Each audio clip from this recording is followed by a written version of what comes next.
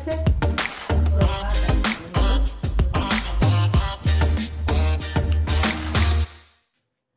তো বন্ধুরা, আশা করি সবাই ভালো আছেন। তো অনেকদিন পর একটা রেসিপি নিয়ে আসলাম। তো আজকে এটা একটা জিনিস আমি ভাজবো, তো সেটা কি আগে দেখায়। আসুন,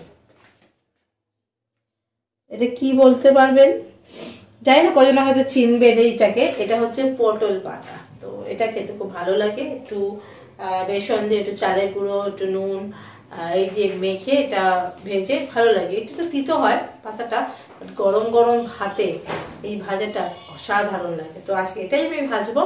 তো চলো দেখেন।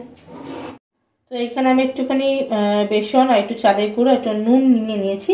এবার এটাকে আমি ভালো করে মেখে নেবো। অনেকেই পাতাগুলোকে কুচিয়ে নেয়, আবার এটা গোটা অবস্থাতেও নেওয়া যায়। একটু হাত দিয়ে ভালো করে কষলে নরম হয়ে যায় পাতাগুলো। তো চলো এটাকে একটু মেখে নিয়ে আমি আগে।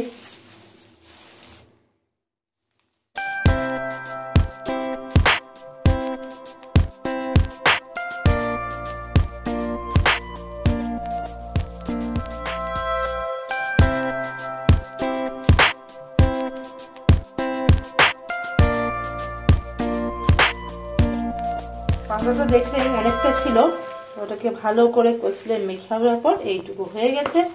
এবার এটা ভাজার জন্য প্রস্তুত।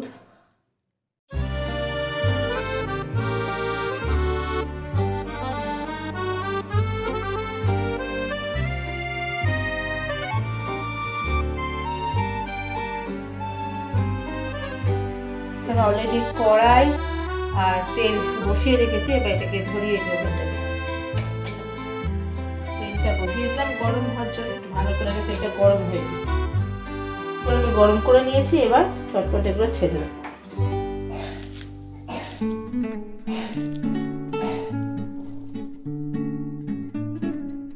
এরকম করে নিয়েছি।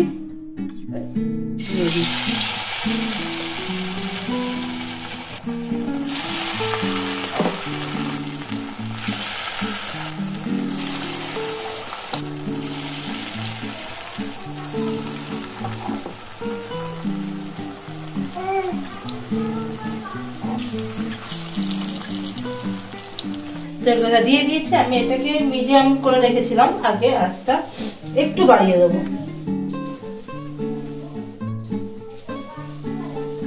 ফুল ফ্লেমে দেবো না, হালকা একটু বাড়িয়ে রাখবো। তো চলো এটা ভাজা হোক, তারপর দেখাচ্ছি। এই যে আমার ভাজা হয়ে গেছে, চটপট ভাজাগুলো।